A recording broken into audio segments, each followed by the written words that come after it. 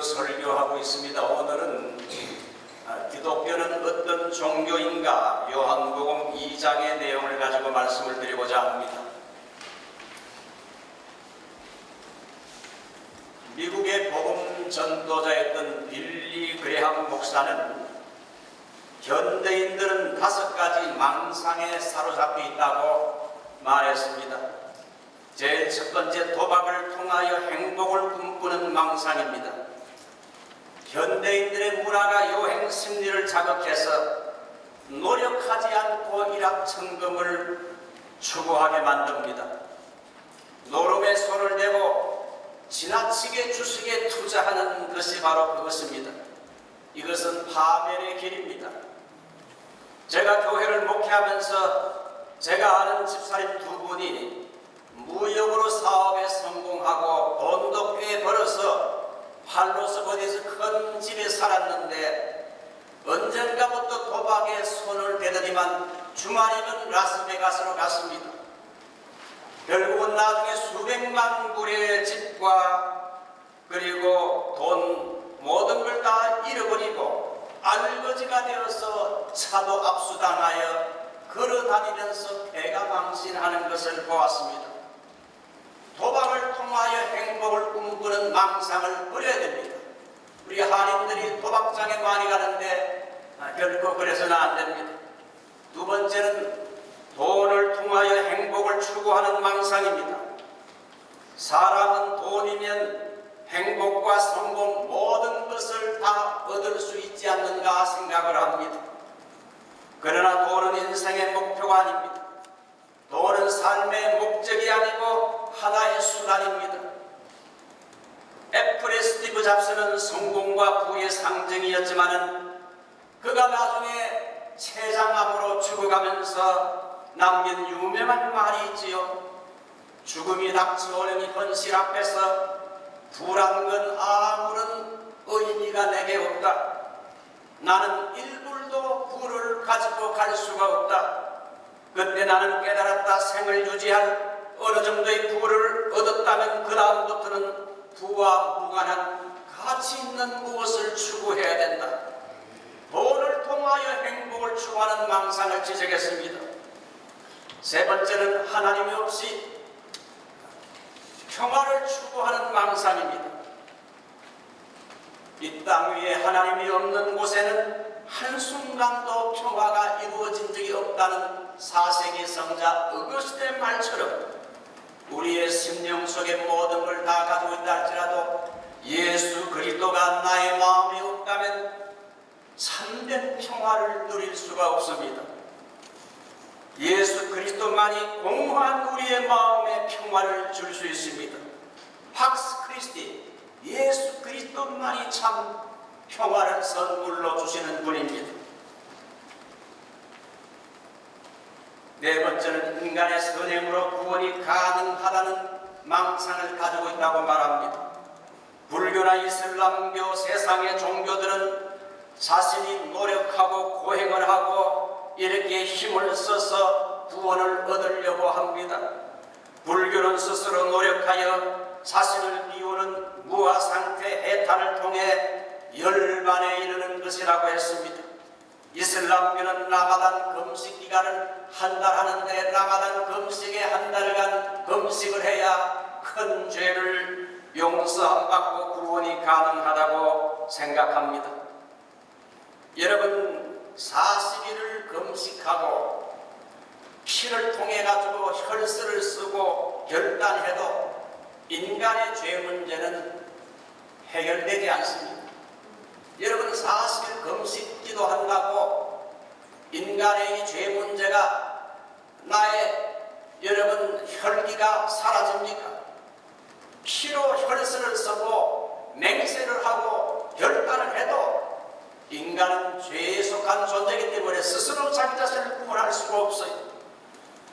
그러므로 죄 용서나 구원이라는 건 오직 예수 그리스도의 십자가를 통하여 예수 그리스도의 십자가의 여러분 구원의 사건을 내가 믿고 예수님의 공로를 구원을 받아들일 때에 그것이 구원이 이루어지는 것인데, 이걸 모르고 사는 사람들은 불쌍한 존재란 겁니다. 이제 마지막으로 다섯 번째, 하나님과 영적인 만남이 없는 종교인들의 망상입니다.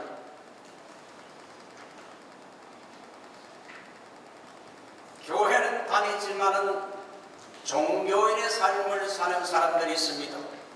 그냥 교회를 다닌다고 구원을 얻는 것이 아닙니다. 교회에서 어떤 직분 집사나 권사나 장로가 되었다고 자동적으로 구원받는 것도 아닙니다. 내가 교회에서 무엇을 봉사한다고 그것이 공로가 되어 나에게 구원이 주어지는 것도 아닙니다. 예수 그리스도를 나의 개인적인 구주로 믿고 받아들이는 것이 없이는 결코 구원을 받을 수가 없습니다.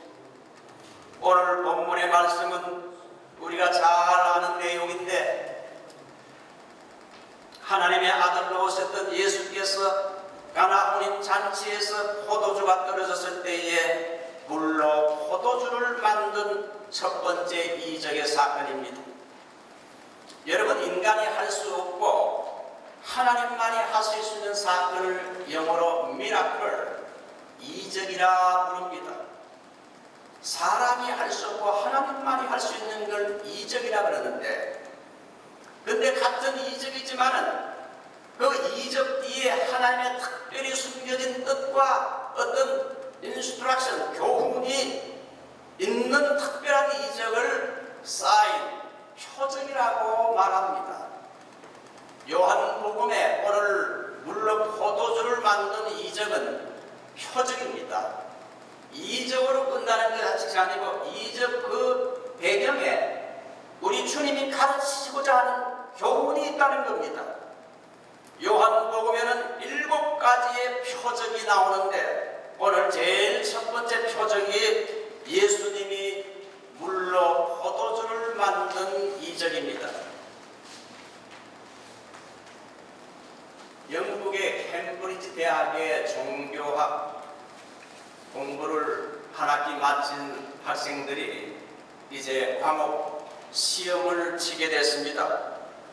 시험 문제가 뭔가 하면 갈릴리 가나 혼인 잔치에서 예수께서 물로 포도주를 만들었는데 예수님의 그 기적을 신학적으로 논평하라, 이런 제목이었습니다. 학생들마다 제각기 열심히 답을 쓰기 시작했는데 한 학생은 답을 쓰지 못하고 멍하니 창밖을 계속 바라보고 있었습니다. 교수가 그 학생을 보니까 이제 제출할 시간이 다 됐는데 아무것도 안 쓰고 계속 그러고 있자 교수가 그 학생에게 다가가서 왜 자네는 답안지를 쓰지 않는가? 저는 쓸 말이 없습니다. 학생 단 한 줄이라도 써야 교수가 점수를 줄 수 있지 않는가? 그래서 그 학생은 시험지를 뚫어지게 바라보더니만 펜을 들고 이렇게 적었습니다. Word so is a creator and blush. 자, 이게 무슨 말입니까? 물이 자기를 만든 창조주 하나님, 바로 예수님을 뵙고는 너무 부끄러워서 얼굴이 붉어졌다. 그래서 예수님을 만나자 부끄러워서 붉어졌는데 그게 포도주라는 겁니다. 저 얼마나 문학적입니까? 단락 한 줄이지만 그 답안지는 여러분 종교학 교수에게 경탄을 만든 최고의 점수를 준 답안지였다고 합니다. 그 학생의 이름이 훗날 영국의 3대 낭만파 시인 중에 한 사람이었던 조지 바이런이라는 사람입니다. 옛날에 겨울 연가를 재밌게 본 적이 있습니다. 하루 밤 만에 이 겨울 연가를 그냥 몰아가지고 봤어요. 그러니까 제 집사람이, 목사가 저런 드라마나 보고 그러더라고요. 그래서 당신이 이 드라마를 안 봐서 그렇지 한번 드라마를 보라. 보고 말을 하라.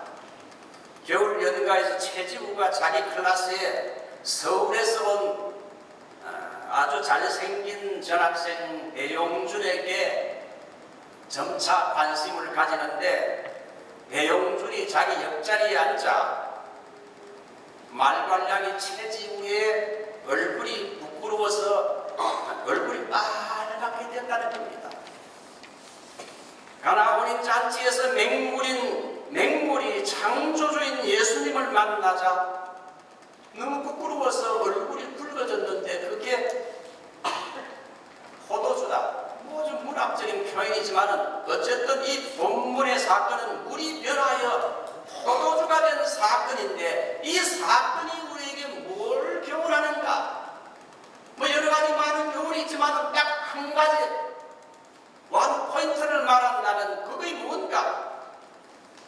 이것은 바로 기독교가 어떤 종교인지를 말하는데, 저는 오늘 이 시간 기독교는 무가치하고 별 볼 일 없는 존재를 물이 포도주, 극상품 포도주, 몇백 년 된 포도주보다 더 향이 있고 맛이 좋은 뉴와인, 예수님이 새로운 포도주를 만든 것처럼 가치 없고 맹물처럼 가치 없고 무가치한 존재랄지라도 예수 그리스도의 손을 그치면, 주님이 그 인생 속에 찾아오시면 무가치한 존재가 극상품 포도주처럼 가치 있는 존재로 변할 수 있다는 사건을 우리에게 이 사건을 통해 교훈해 줘요.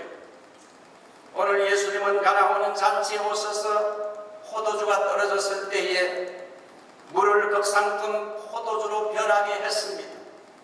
아무 맛도 없고 색깔도 없고 향기도 없는 밍밍한 물이었는데, 예수님이 오셔서 말씀하시자 그 물은 최고급 극상품 포도주로 변하여 색깔과 맛이 완전히 변했습니다. 맹물이 아주 값비싼 극상품 포도주보다 정말 더 귀한 뉴와인 새 포도주로 변한 겁니다. 가치의 변화가 생긴 거지요. 그래서 잔치자리에 포도주가, 물로 쓰이던 포도주가 떨어져서 야망이 났는데, 주님이 오셔서 그 물을 뉴와인, 지금까지 사람이 먹어지 못한 놀라운 세계에서 최고의 뉴와인, 새로운 포도주를 주님이 제공해서 잔치자리를 빛나게 하고 사람들을 기쁘게 했다는 내용이지요. 사람들이 먹은 그 뉴와인 새 포도주는 원래 항아리에 있던 물이었습니다. 여러분, 항아리에 있는 물은 원래 먹을 수 없는 물이지요. 항아리에 있는 물은 원래 먹지 못하는 물인데, 이스라엘은 건조한 지역이라 사람이 다니면 먼지가 많이 나서 어느 집에 들어가게 되면 발을 씻어야 되고 그 다음에 손을 씻어야 됩니다. 왜? 잔치자리에 음식을 유대인들은 손으로 먹기 때문에, 손으로 먹는 문화이기 때문에 발도 씻고 손도 씻어야 되는데, 그 발과 손을 씻기 위해서 준비된 것이 바로 항아리의 물이었어요. 예수님은 포도주가 떨어졌을 때에 항아리에 있는 물을 이제 변화시켜서 주전자에 담아가지고 그걸 사람들에게 갖다 주라 했는데, 맹물을 갖다 주다가는 뺨을 맞을 거 아닙니까? 갖다 주었는데, 먼저 우리 정말 그 잔치를 주관하는 그 사람에게 갖다 주니까 그걸 먹어보고는, 야, 이렇게 좋은 포도주를 이렇게 줬구나. 극상품 포도주를 바꾸어 주었어요. 자, 이 표적의 교훈이 뭡니까? 누구든지, 이 세상에 누구든지 예수 그리스도 앞으로 나오게 되면, 예수를 만나는 사람이나 예수 그리스도에게 접촉되는 사람은 맹물같이 별 볼 일 없는 무가치한 존재라 할지라도, 주님께 나오고 주님을 만나는 사람은, 주님께 접촉되는 사람은 그 인생을 극상품 포도주와 같은 가치 있는 존재로 만들어 주겠다는 것이 이 물이 포도주가 되는 교훈입니다.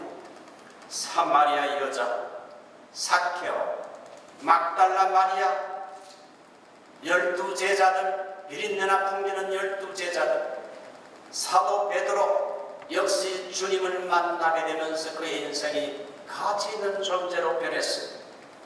여기서 맹물이 포도주로 변한 이 포도주는 두 가지를 상징한다고 봅니다. 예수님이 물을 포도주 만드셨다, 빨갛게. 이 포도주는 뭘 의미하는가? 제일 첫 번째는 예수님의 보혈의 피를 상징합니다. 이것은 많은 사람을 위해 흘리는 바 나의 피 곧 언약의 피니라.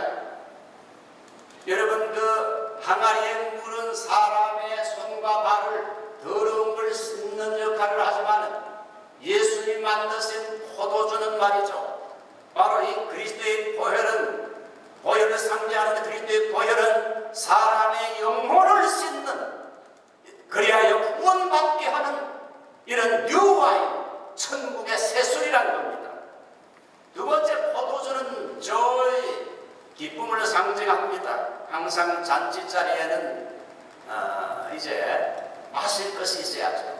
우리가 햄버거를 먹게 되면 콜라나 여러분 그 스프라이트 이렇게 마실 것이 있어야 되는 것처럼 떡이나 잔치 자리에 고기를 먹으면서 포도주를 같이 마셔야 흥이 나고 기쁨이 생긴다는 거지요. 그러므로 이 포도주는 기쁨을 상징하는데, 예수님의 보혈로 거듭나서 죄 용서를 받고 삶의 의미와 목적을 발견해야, 그래야 그 인생의 진정한 뉴조의 기쁨이 온다는 거예요. 예수를 몰랐을 때는 내가 왜 사는지, 무엇을 위해 살아야 되는지, 죽으면 어디로 가야 되는지 삶의 의미와 목적을 몰랐는데 예수 그리스도를 믿고 예수 그리스도 안에서 참 새로운 생활을 하니까 내 삶에 새로운 기쁨이 왔다. 미국인들이 좋아하는 찬송이 있지요. 289장.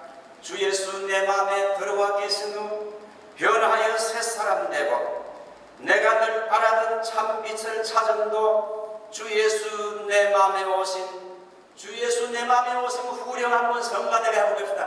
주 예수 내 마음에 오신, 주 예수 내 마음에 오신. 다 같이. 물밀듯 내 마음에 기쁨이 넘치는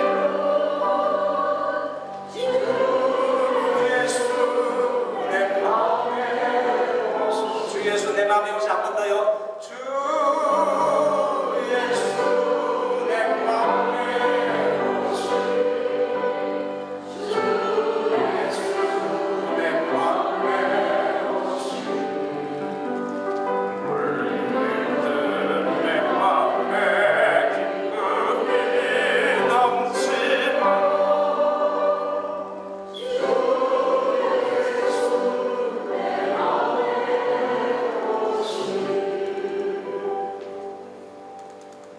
에드워드 모트란 한 37세 된 목공이 있었습니다.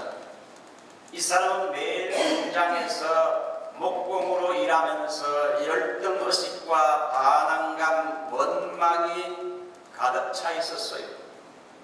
내 인생은 젊은 날 이런 공장에서 망치나 두들기며 일하다니 다른 사람들은 부모를 잘 만나서 부유하고 행복한 삶을 사는데 자기는 매일마다 망치나 두드리니, 우리 부모는 왜 나에게 이런 삶을, 이런 삶밖에 내게 주지 못하는가? 자기의 부모를 원망했고 자기 자신을 원망했고 열등의식과 반항과 원망의 삶을 그는 살았습니다. 그리고 내가 왜 살아야 되냐, 무엇을 위해 살아야 되는지 목적과 삶의 의미도 없었어요. 그러다가 이 사람이 추운 겨울날 런던의 거리를 방황하다가 어느 조그마한 교회당에 들어가고 싶은 생각이 들었습니다. 작은 교회당이 있는데 그곳에 오늘 이상하게 들어가고 싶어요. 그래서 교회당 안에 들어갔더니만 이제 그 교회 강대상에서 좋은 하이아트라는 목사님이 요한복음 3장을 가지고 설교를 하는데 You have to born again.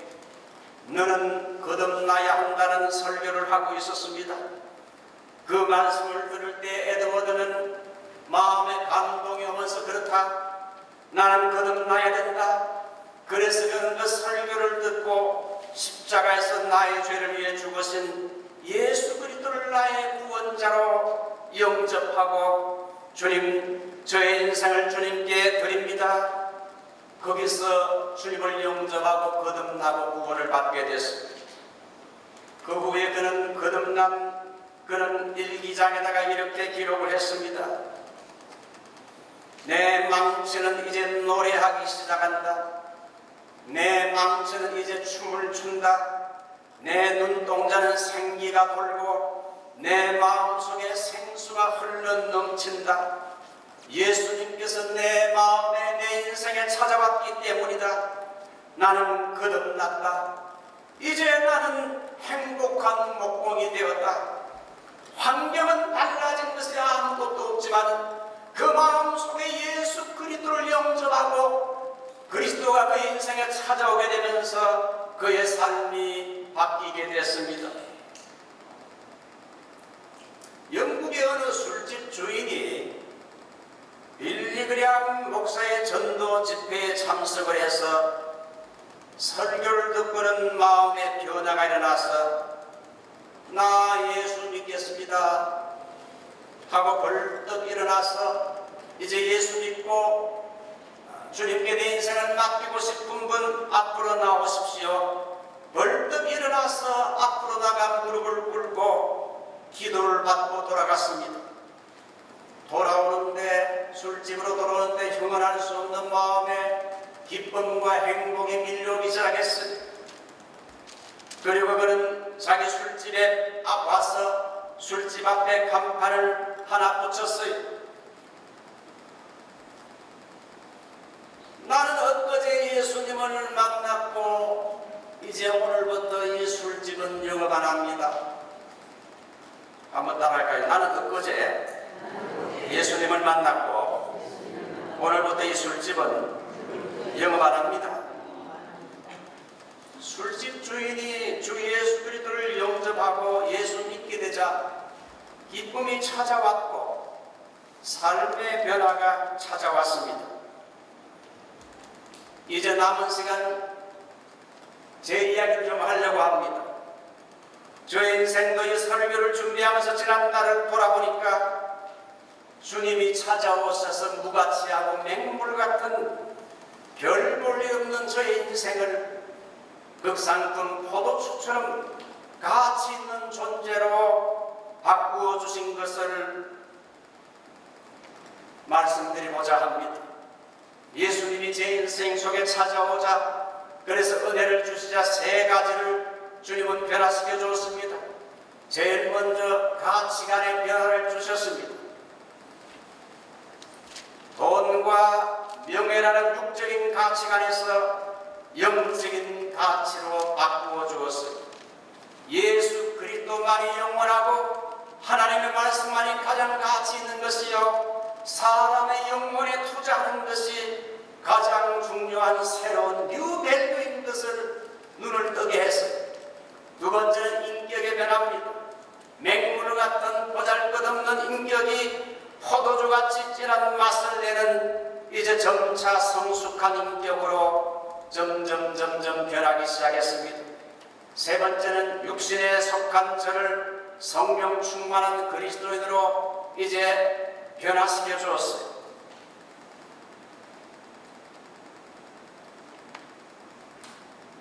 제가 우리 교회에서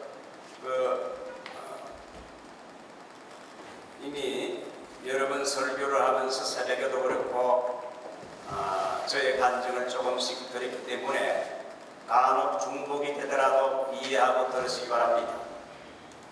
저는 어려서부터 집안에서 별로 가족들에게 칭찬을 받지 못하고 자랐어요.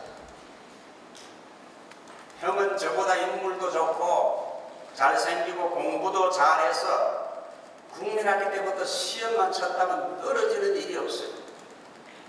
뭐 째까닥 시험만 치면 다 붙고 나중에 대학도 부산대학 의과대학을 그냥 아주 좋은 성적에 쉽게 들어갔어요.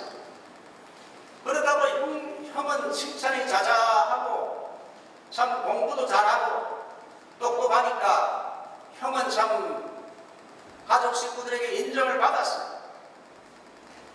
그에 비해서 저는 7살에 학교에 들어가서 3월달이 돼서 7살에 학교에 들어가니까 항상 그 남보다 한 1년 먼저 들어간 거니까 남 따라가기 바쁜 거예요.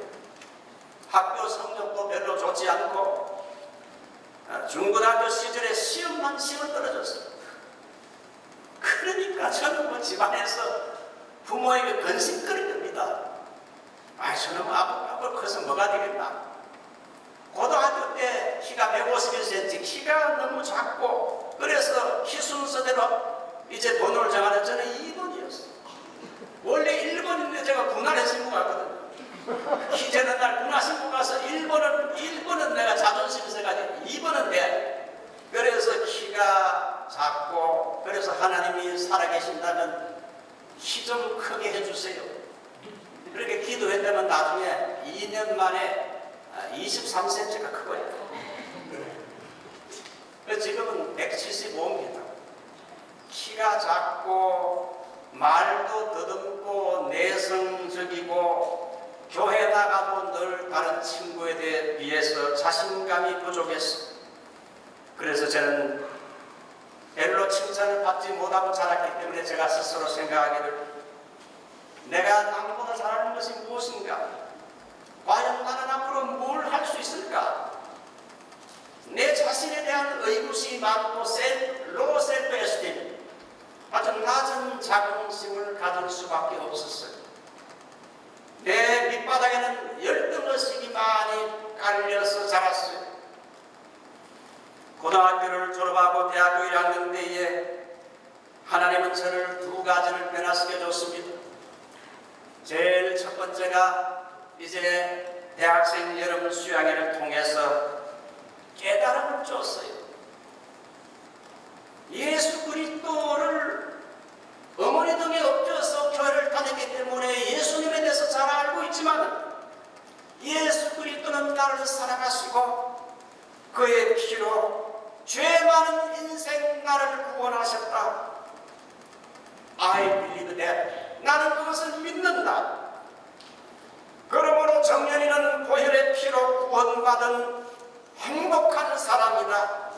수련회 때 이것을 확실히 깨닫게 되면서 수련회 이후로 내 삶에 변화가 왔는데 내 삶에 기쁨이 생기기 시작했고 내가 예수 믿어 거듭나서 복을 받은 사람이지 하면서 기쁨이 생겼고 그 다음에 또 달라진 건 내 입술에서 찬송이 이제 터져나오기 시작했어요.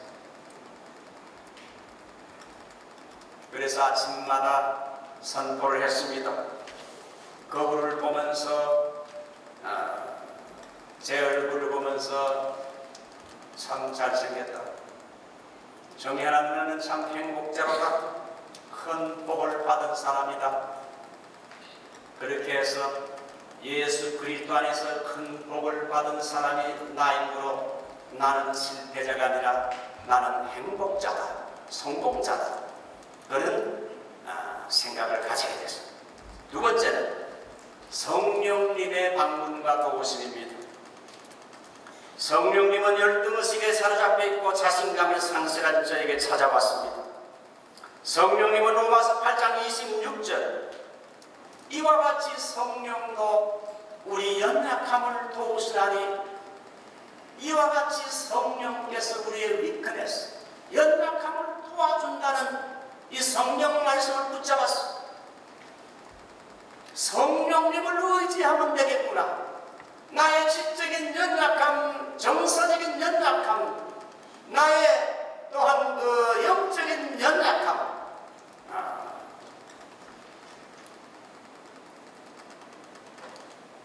육체적인 연약함을 도와주시면 되겠구나. 그래서 성령은 지혜와 총명과 모략과 재능의 신이요 지식과 여호와를 경외하는 신이기 때문에 매일마다 성령님을 구하고 성령님의 도우심을 새벽마다 나와서 간구했습니다. 그렇게 하자 하나님이 대학생 때부터 성령님이 지혜를 주어서 이제 공부의 두각이 이제 나타나기 시작했습니다. 대기만성이. 고등학생 때까지 별로 공부를 잘 못했습니다. 이제 그 후부터 이제 두각이 드러나는 거예요. 성령님을 의지했더니만 공부하는 지혜가 생기고 영의 눈이 열어지게 되면서 세상 학문이 시시하게 생각이 돼가지고 신의 학문을 좀 배워야 되겠다고 생각을 해서 나중에 신학교를 갔어요. 신학교 공부가 딱딱한 것도 많은데 그렇게 재미가 있고 신학교 기숙사 생활 5년이 꿀같이 않아서 금방 5년이 지나가서 그렇게 되면서 신학교를 졸업할 때 성령님은 저에게 엄청난 용기와 자신감을 주었어요.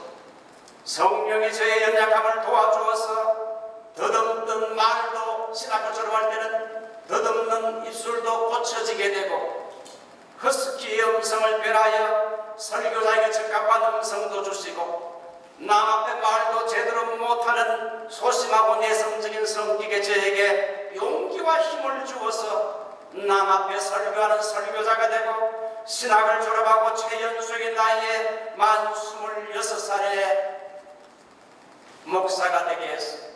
성령님이 저에게 한 건 저에게 힘과 지혜와 스트렝스, 위스덤 그리고 컨피던스, 자신감을 저에게 주었어요.